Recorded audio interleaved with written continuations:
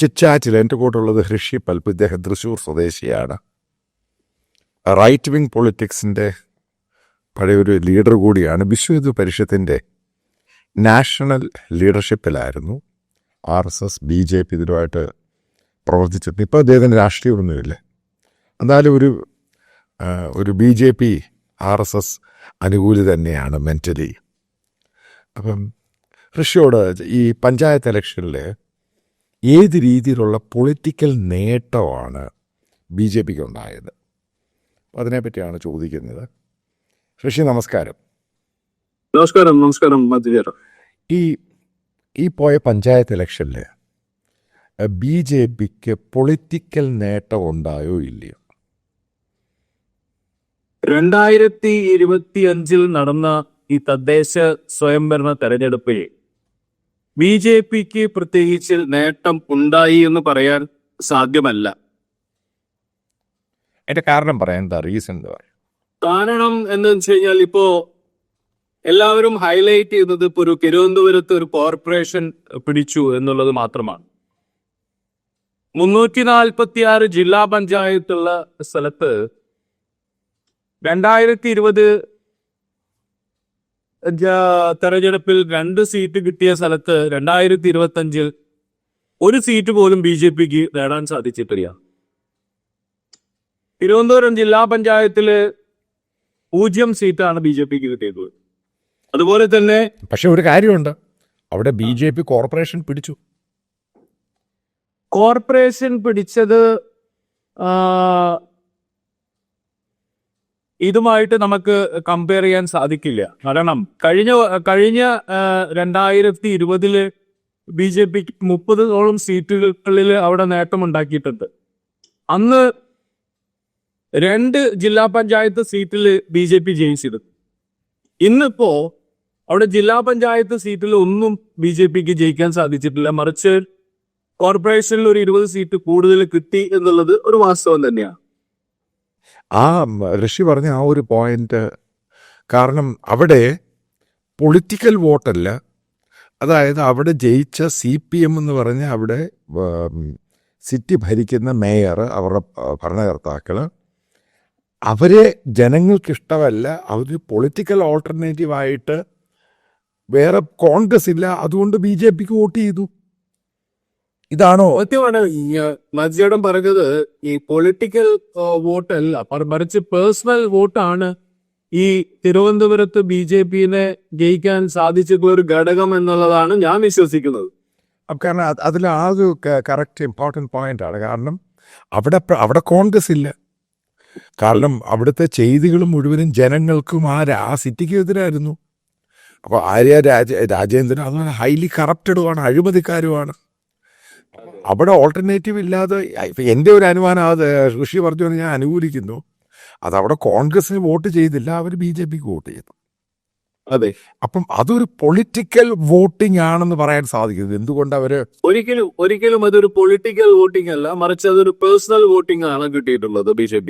അതേപോലെ തന്നെ അങ്ങനെ ആയിരുന്നുവെങ്കിൽ എന്തുകൊണ്ട് ജില്ലാ പഞ്ചായത്തിൽ മത്സരിച്ച അവിടെ ഒരാളെ പോലും ജയിച്ചില്ല? അപ്പൊ അതൊരു ചോദ്യം തന്നെയാണ്. കാരണം കറക്റ്റായിട്ടുള്ള ഒരു അസസ്മെന്റ് തന്നെയാണ്. അതുകൊണ്ടാണ് ഞാൻ നദിചേട്ടാ ഞാൻ പറഞ്ഞത്, BJPനെ സംബന്ധിച്ച് ഈ തെരഞ്ഞെടുപ്പിൽ BJPക്ക് ഒരു ഗെയിൻ എന്ന് പറയാൻ സാധിക്കില്ല. അത് കാരണം കോയിലോട്ട് വരാം. അപ്പം അതേപോലെ തന്നെ BJP ഹൈലൈറ്റ് ചെയ്തതാണ് ശബരിമല ആണെങ്കിലും പന്തളമാണെങ്കിലും. പന്തളത്ത് BJP 3-ാം സ്ഥാനത്ത് പോയി. അതായത് അതൊരു പൊളിറ്റിക്കൽ ഇലക്ഷൻ ആയിരുന്നു ബേസിക്കലി, പേഴ്സണലും പൊളിറ്റിക്കൽ. കാരണം അവിടെ ഒരു മുനിസിപ്പാലിറ്റി പാലക്കാട് ഒഴികെ തിരുവിതാംകൂർ ഭാഗത്തൊരു സിറ്റിയിലെ മുനിസിപ്പാലിറ്റി പിടിക്കുന്നു. അവിടെ BJP 3-ാം സ്ഥാനത്ത് പോകുമ്പോൾ എന്ത് സന്ദേശമാണ് BJP വോട്ടേഴ്സിന് കൊടുക്കുന്നത്? നമ്മളൊരു കാര്യം മനസ്സിലാക്കണം. 2019 ശബരിമല ഇഷ്യൂ ഉണ്ടായ സമയത്തും നിയമസഭാ തെരഞ്ഞെടുപ്പില് BJP ഗെയിൻ ആണ് ഉണ്ടാക്കാൻ ശ്രമിച്ചത്. അവിടെ നമുക്കറിയാം, ആ ശബരിമല വിഷയത്തില് അന്ന് K. സുരേന്ദ്രന്റെ നേതൃത്വത്തിൽ നടത്തിയിട്ടുള്ള പല സമര പരിപാടികളും നമ്മൾ കണ്ടതാണ്. അന്ന് ആ സമയത്ത് പോലും ബി ജെ പിക്ക് അവരൊരു രാഷ്ട്രീയമായ നേട്ടം ഉണ്ടാക്കാൻ സാധിച്ചിട്ടില്ല. ഈ ബി ജെ പി ഈ ശബരിമല വിഷയത്തിനെ രാഷ്ട്രീയമായിട്ട് കാണുമ്പോൾ അത് ജനങ്ങൾ അത് തിരിച്ചറിഞ്ഞ് വോട്ടിങ്ങിൽ അത് വോട്ടായിട്ട് മാറ്റാനാണ് അവർ ശ്രമിച്ചെങ്കിൽ അതിൽ അവർ പരാജയപ്പെട്ടു എന്ന് തന്നെയാണ് നമുക്ക് മനസ്സിലാക്കാൻ സാധിച്ചത്. അതുപോലെ തന്നെയാണ് ഇപ്പോഴും സംഭവിച്ചതാണ് ഞാൻ വിശ്വസിക്കുന്നത്. ഓക്കെ, നമുക്കിനി തൃശ്ശൂരിലോട്ട് വരാം. കാരണം അവിടെയാണ് ബി ജെ പി റവല്യൂഷണറി ആയിട്ട് വലിയൊരു വിപ്ലവകരമായ ചേഞ്ച് ഉണ്ടാക്കിയ പാർലമെന്റ് സീറ്റ് സുരേഷ് ഗോപി ഏകദേശം 76,000 വോട്ട് ഭൂരിപക്ഷത്തിന് ജയിച്ചത്. ഒരു കാര്യം ഋഷി മനസ്സിലാക്കണം, താങ്കൾ തൃശ്ശൂരുകാരനാണ്. അവിടെ കോൺഗ്രസ് എന്ന് പറയുന്ന സംഘടനാ പ്രവർത്തനം തകർന്നു പോയൊരു പൊളിറ്റിക്കൽ പാർട്ടിയാണ്.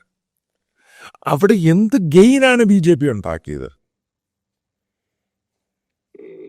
2024 ലോക്സഭാ തെരഞ്ഞെടുപ്പിൽ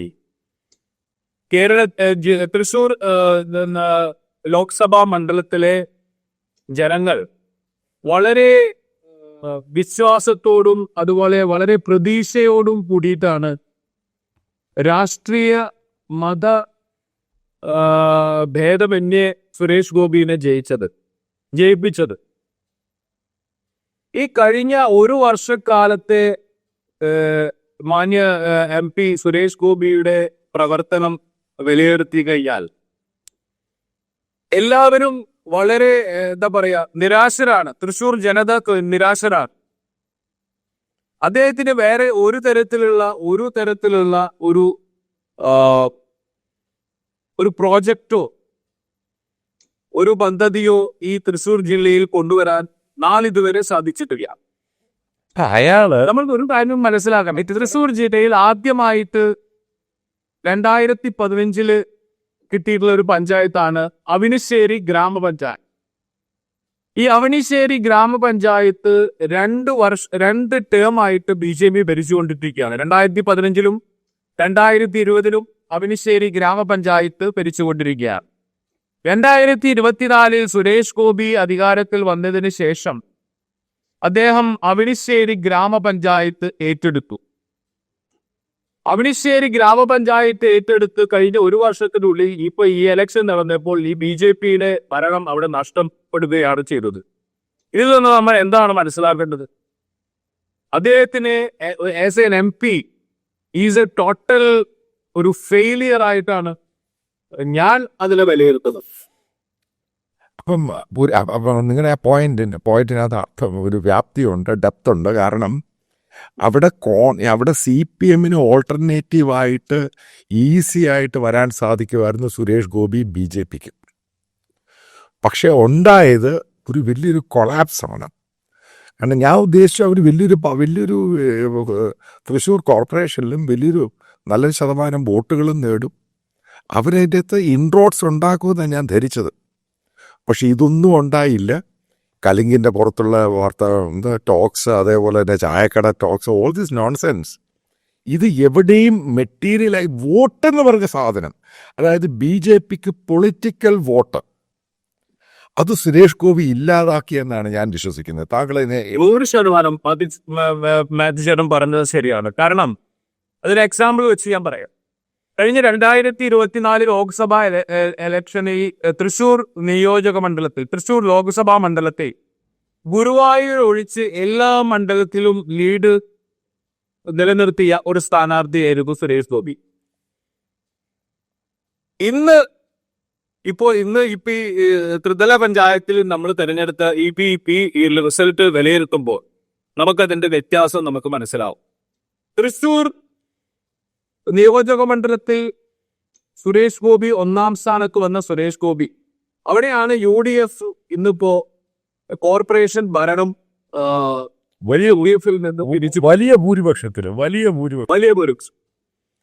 അതുപോലെ തന്നെ പല മണ്ഡലങ്ങളിലും ഇപ്പോ തൃശൂർ ലോക്സഭാ മണ്ഡലത്തിൽ വരുന്ന എല്ലാ മണ്ഡലങ്ങളിലും അതേപോലെ എന്തുവാണ് കൊടുങ്ങല്ലൂർ സംഭവിച്ചത്? അവിടെയും ബി ജെ പിയുടെ ശരിക്കും സീറ്റുകൾ പോയെന്ന് പറയുന്നത് കേട്ടു. കൊടുങ്ങല്ലൂരിലും ബി ജെ പിക്ക് വലിയ രീതിയിലുള്ള നഷ്ടമാണ് ഇപ്പോഴും സംഭവിച്ചിരിക്കുന്നത്.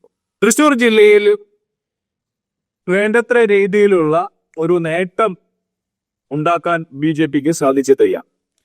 കൃഷി ഞാൻ ഈ കാര്യം പറയുമ്പോൾ ഒരു കാര്യം ഞാൻ പറയാം.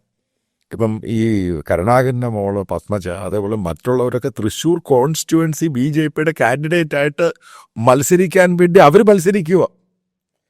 ആ സന്ദർഭത്തിലാണ് ഈ സെറ്റ് ബാക്ക് ഉണ്ടാക്കിയിരിക്കുന്നത്. അപ്പൊ എന്താണ് ഇതിന്റെ സുരേഷ് ഗോപിയുടെ കോൺട്രിബ്യൂഷൻ എന്തുവാണ് ബേസിക്കലി? സുരേഷ് ഗോപിയുടെ കോൺട്രിബ്യൂഷൻ എന്ന് വെച്ച് കഴിഞ്ഞാൽ 0 ആണ് മത്സരം. ഈ സുരേഷ് ഗോപി എന്ന് പറഞ്ഞ വ്യക്തി നമ്മൾ കഴിഞ്ഞ ഒരു വർഷക്കാലത്തെ അദ്ദേഹത്തിന്റെ പെർഫോമൻസ് എടുത്തു നോക്കിക്കഴിഞ്ഞാൽ അദ്ദേഹം ഈ മണ്ഡലത്തിൽ എത്ര ദിവസം ഉണ്ടായിരുന്നു എന്ന് തന്നെ വളരെ ആശ്ചര്യം ജനിപ്പിക്കുന്ന ചില കാര്യങ്ങളാണ്. അദ്ദേഹത്തിന് ഇവിടെ വെട്ടാനും ഇവിടെ ഇപ്പൊ ഈ പഞ്ചായത്ത് ഇലക്ഷന്റെ മുന്നോടിയായിട്ട് കുറച്ച് സമയം അദ്ദേഹം തൃശ്ശൂർ ഈ ലോക്സഭാ മണ്ഡലത്തിൽ യാത്ര ചെയ്തു, കുറച്ച് കലുങ്ക് സഭകൾ നടത്തി. അത് കഴിച്ചാൽ അദ്ദേഹത്തിന്റെ പ്രസൻസ് ഇവിടെ ഉണ്ടായിരുന്നില്ല എന്ന് തന്നെ പറയണം. ഓക്കെ, ഏത് രീതിയിൽ കാണുന്നു പാലക്കാട്? പാലക്കാട് ഇപ്പോ സംഭവിച്ചിരിക്കുന്നത്, പാലക്കാട് അവിടെ ഇന്റേണൽ BJPയുടെ പ്രശ്നങ്ങളാണ്. പാലക്കാട് ഇപ്പോഴത്തെ BJPയുടെ ഒരു വോട്ട് ഷെയറിനും കുറവ് സംഭവിച്ചിട്ടുള്ളതാണെന്നും ഞാൻ മനസ്സിലാക്കുന്നത്.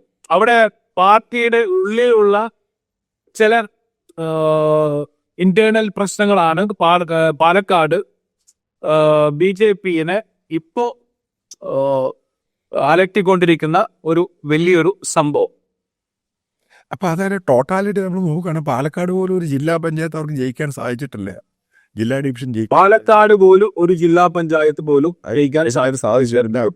അപ്പൊ ഇത്രമാത്രം ഒരു കാര്യം നമുക്ക് മനസ്സിലാക്കേണ്ട കാര്യം, പൊളിറ്റിക്കൽ ഗെയിൻ, രാഷ്ട്രീയമായിട്ട് BJPക്ക് വോട്ട് ചെയ്യാൻ കേരളത്തിലെ ജനങ്ങൾ തയ്യാറല്ല എന്നതല്ലേ ജില്ലാ പഞ്ചായത്തിൽ ഒരു സീറ്റ് പോലും കിട്ടിയില്ല എന്നത് മനസ്സിലാക്കാൻ സാധിക്കുന്നത്. സത്യം അത് തന്നെയാണ്, മധുചേരൻ പറഞ്ഞത് തന്നെയാണ് അതിന്റെ വാസ്തവം. പൊളിറ്റിക്കലി അല്ല, ഇവിടെ BJPക്ക് കിട്ടിയിട്ടുള്ള വോട്ടുകൾ പേഴ്സണൽ ആയിട്ടുള്ള വോട്ടുകളാണ് BJPനെ ഇപ്പോ ഇന്ന് ഈ നിലയിലേക്ക് എത്തിച്ചിട്ടുള്ളതെന്നാണ് ഞാൻ മനസ്സിലാക്കുന്നത്. അതേപോലെ പത്തനംതിട്ട BJPക്ക് ശരിക്കും ഗെയിൻ ചെയ്യാൻ പറ്റുന്നൊരു ജില്ലയായിരുന്നു പത്തനംതിട്ട. അതേപോലെ കൊല്ലത്ത് ഏകദേശം അവിടെ കോൺഗ്രസ് പൂർണ്ണമായിട്ട് ഇല്ലാതായി. അവിടെ ഒരു ഓൾട്ടർനേറ്റീവായിട്ട് BJP വരാനുള്ള സാധ്യത കൂടുതലായിരുന്നു. കാരണം ശരിക്കും ഹിന്ദു നായർ വോട്ടുള്ള ഒരു ഈഴവ വോട്ടുള്ള ഒരു ജില്ലയാണ് ഈ കൊല്ലം എന്ന് പറയുന്നത്. അവിടെ ആ കൊല്ലം കോർപ്പറേഷൻ ആയ ശേഷം നിന്ന് വരെ അവിടെ കോൺഗ്രസ് ജയിച്ചിട്ടില്ല. അവിടെ ഗെയിൻ ചെയ്തേക്കുന്നത് BJP കുറച്ച് ഒരു സീറ്റ് പിടിച്ചു. പക്ഷെ നമ്മുടെ പ്രതീക്ഷ ഇതൊന്നും ആയിരുന്നില്ല. BJP നല്ലപോലെ ഗെയിൻ ചെയ്യുമെന്നാണ്, പൊളിറ്റിക്കൽ ഗെയിൻ അതുണ്ടായില്ല എന്നുള്ളത് വസ്തുത തന്നെയാണ്. അപ്പം ചുരുക്കത്തിൽ പറഞ്ഞു കഴിഞ്ഞാൽ ഈ പറയുന്ന ഗിമിക്സ് മാത്രമാണ് ഉണ്ടായേക്കുന്നത്. അതായത് ഭൂരിഭാഗം ജനങ്ങളും പൊളിറ്റിക്കലി BJPയെ അക്സെപ്റ്റ് ചെയ്യാൻ തയ്യാറായിട്ടില്ല. അതിനോട് യോജിക്കുന്നുണ്ട് 100%. BJPയുടെ ഇപ്പോഴത്തെ വിജയം അതൊരു പണാധിപത്യത്തിന്റെ വിജയമാണെന്ന് മാത്രമാണ് ഞാൻ മനസ്സിലാക്കുന്നത്. BJP ഐഡിയോളജിയിൽ വിശ്വസിച്ച് വോട്ട് ചെയ്യുന്നവരുടെ എണ്ണം ഇപ്പോഴും വളർന്നിട്ടില്ല എന്ന് തന്നെ നമുക്ക് മനസ്സിലാക്കാൻ സാധിക്കും. അതായത് ഒരു election micro management election phase ചെയ്ത് എലക്ഷൻ മൈക്രോ മാനേജ്മെന്റുമായിട്ട് ബന്ധപ്പെട്ട് BJPക്ക് ഗെയിൻ ചെയ്യാൻ പറ്റുന്നില്ല. അതല്ലേ ഏറ്റവും ബേസിക് ആയിട്ടുള്ള കാര്യം എന്ന് പറയുന്നത്. അത് അങ്ങനെ ഡീറ്റെയിൽ ആയിട്ട് പറയുമ്പോൾ ഈ സോഷ്യൽ എഞ്ചിനീയറിംഗ് വലിയൊരു ഘടകമാണ് മാത്യു ചേട്ടാ. ഈ സോഷ്യൽ എഞ്ചിനീയറിംഗ് എന്ന് പറയുമ്പോൾ ഈ BJP എന്ന് പറയുന്ന പ്രസ്ഥാനം ഹിന്ദുക്കളുടെ ഒരു രാഷ്ട്രീയ പാർട്ടി എന്നുള്ള രീതിയിലാണ് കേരളത്തിൽ നമ്മൾ മനസ്സിലാക്കുന്നത്. അപ്പൊ കേരളത്തിലെ പ്രബല സമുദായമായിട്ടുള്ള ഇഴവ സമുദായത്തിന് എത്രത്തോളം കണ്ട് BJP കൂടെ നിർത്തുന്നുള്ളൂ എന്ന് വലിയൊരു ഘടകം തന്നെയാണ്. അത് ഏത് രാഷ്ട്രീയ പാർട്ടി ആയാലും ഈ പറഞ്ഞ പോലെ ഒരു സോഷ്യൽ എഞ്ചിനീയറിംഗ് കറക്റ്റായിട്ട് ചെയ്യാത്ത പക്ഷം അത് വലിയ രീതിയിൽ അതിന്റെ ഇലക്ഷന്റെ റിസൾട്ടിനെ ബാധിക്കും എന്ന് തന്നെയാണ് ഞാൻ വിശ്വസിക്കുന്നത്. അതായത് ഇപ്പോഴും BJPക്ക് കേരളത്തിലെ സോഷ്യൽ എഞ്ചിനീയറിങ്ങിനെ പറ്റി അറിയത്തില്ല എന്നാണോ ഋഷി പറയുന്നത്? BJP ഇപ്പോ അവരുടെ NDAയുടെ അലയൻസ് ആയിട്ടുള്ള BDJS എന്ന് പറഞ്ഞ രാഷ്ട്രീയ പാർട്ടി അവരുടെ കൂടെ ഉള്ളപ്പോൾ അവർ വിചാരിക്കുന്നത് ഇഴവ സമുദായത്തിന് വേണ്ടി സംസാരിക്കാൻ BDJS ഉണ്ടല്ലോ എന്നാണ്. BJPയെ സംബന്ധിച്ച് രാഷ്ട്രീയമായിട്ടുള്ള മാറ്റം വരണമെങ്കിൽ അതിന്റെ എന്താ പറയാ ആഡിക്കേറ്റ് ആയിട്ടുള്ള റെപ്രസെന്റേഷൻ ഇഴവ സമുദായത്തിന് കൊടുത്താൽ മാത്രമേ BJPക്ക് ഭാവിയിൽ ഗെയിൻ ഉണ്ടാവൂ എന്ന് തന്നെയാണ് ഞാൻ മനസ്സിലാക്കുന്നത്. അപ്പൊ ഈ വി മുരളീധരനും കെ സുരേന്ദ്രനും ഈ നേതാക്കളൊക്കെ ഈ പറയുന്ന OBC അതായത് ഈഴവ കമ്മ്യൂണിറ്റി എന്നാണ്. ഇതൊന്നും BJP ഗെയിൻ ചെയ്യാൻ പറ്റിയില്ലെന്നാണോ ഋഷി പറയുന്നത്? കേരളത്തിലെ BJPയെ നിയന്ത്രിക്കുന്ന ചില ഘടകങ്ങളുണ്ട് മാധ്യകത. കേരളത്തിലെ BJPയെ ഗൈഡ് ചെയ്യുന്ന ഡ്രൈവ് ചെയ്യുന്ന ചില സവർണ മേധാവിത്വമുള്ള ചില ഗ്രൂപ്പുകൾ കേരളത്തിലുണ്ട്. അതിൽ നിന്ന് മുക്തമാവാത്തോളം കാലം അവരെയൊക്കെ ഈ വി മുരളീധരൻ, കെ സുരേന്ദ്രൻ എന്നിവരെയൊക്കെ കൺട്രോൾ ചെയ്യുന്ന ഒരു ശക്തി അവർക്ക് മുകളിലുണ്ട്. അത് ഉൾത്തോളം കാലം BJPക്ക് കേരളത്തിൽ വളരാൻ സാധിക്കില്ല എന്ന് തന്നെയാണ്. അതിന് ഒരു സോഷ്യൽ എഞ്ചിനീയറിംഗ്, ഈ പറഞ്ഞ പോലെ ആഡിക്കേറ്റ് ആയിട്ടുള്ള റെപ്രസെന്റേഷൻ പിന്നോക്ക വിഭാഗങ്ങളിൽ ഉണ്ടാവണം. അത് ജില്ലാതലം തൊട്ട് മണ്ഡലം തരം വരെയുള്ള പാർട്ടിയുടെ സംഘടനാ സെറ്റപ്പിൽ ആ വിഭാഗങ്ങൾക്കുള്ള പ്രാതിനിധ്യം കൊടുത്താൽ മാത്രമേ ഈ പാർട്ടിക്ക് വളർച്ച ഉണ്ടാവൂ എന്ന് തന്നെയാണ് ഞാൻ വിശ്വസിക്കുന്നത്. അതായത് നമുക്ക് ഒരു കാര്യം കൂടെ പറഞ്ഞിട്ട് നിർത്താം. അതായത് ഇപ്പം മുനമ്പം, അവിടെ ഏറ്റവും കൂടുതൽ ലാറ്റിൻ കാത്തലിക്സും പിന്നെ ഹിന്ദുക്കളായിട്ട് മറ്റേ കടൽ ജോലിയായിട്ട് ബന്ധപ്പെടുന്നവരാണ്. ഏറ്റവും കൂടുതൽ ലാറ്റിൻ കാത്തലിക്സിൻ്റെയാണ് അവിടുത്തെ വോട്ട്. അവിടെ ഇപ്രാവശ്യം BJP ജയിച്ചു. അത് ആ മുനമ്പ് ഇഷ്യൂവുമായി ബന്ധപ്പെട്ട് തന്നെയാണ്.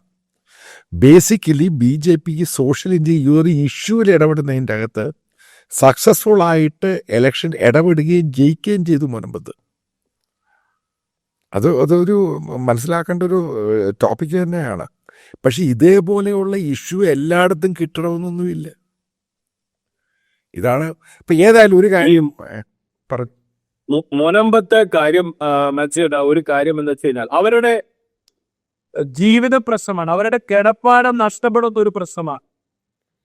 അപ്പൊ അതിനൊരു പരിഹാരം ഈ സെൻട്രൽ ഗവൺമെന്റിൽ നിന്ന് മാത്രം കിട്ടുമെന്ന ഉള്ള ഒരു പ്രത്യാശയിലാണ് ഇന്നിപ്പോ അവിടെ ഈ BJPയുടെ കാൻഡിഡേറ്റ് ജയിച്ചിട്ടുള്ളത് എന്നാണ് ഞാൻ മനസ്സിലാക്കുന്നത്.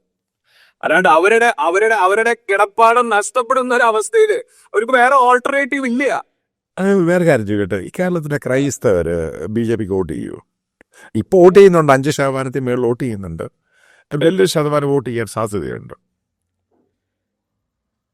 ക്രൈസ്തവർക്ക് അല്ല, പ്രത്യേകിച്ച് തൃശ്ശൂരെ ക്രൈസ്തവന്, തൃശ്ശൂരത്തെ ക്രൈസ്തവർ ഇപ്പൊ നിരാശരാണ്. സത്യത്തില് അവര് സുരേഷ് ഗോപിനെ ജയിപ്പിച്ചത് വളരെയധികം പ്രതീക്ഷയോട് കൂടിയിട്ടാണ് അവരെ ഈ സുരേഷ് ഗോപി എന്ന് പറയുന്ന അദ്ദേഹത്തെ ജയിപ്പിച്ചത്. പക്ഷെ ഇന്ന് ക്രൈസ്തവ സഭകൾ നിരാശയിലാണ്. സത്യത്തില് അവരുദ്ദേശിച്ച രീതിയിലുള്ള ഒരു MP ആയിട്ട് പെർഫോം ചെയ്യാൻ അദ്ദേഹത്തിന് ഇത് സാധിച്ചിട്ടില്ല എന്നുള്ളതാണ് വാസ്തവം. Anyway, nice to talk to you. Anyway, very good chit chat. വേറെ ടോപ്പിക്കായിട്ട് വീണ്ടും ഋഷിയായിട്ട് കാണുന്നതായിരിക്കും. Thank you very much. Thank you മാൻസിയല്ല. Thank U.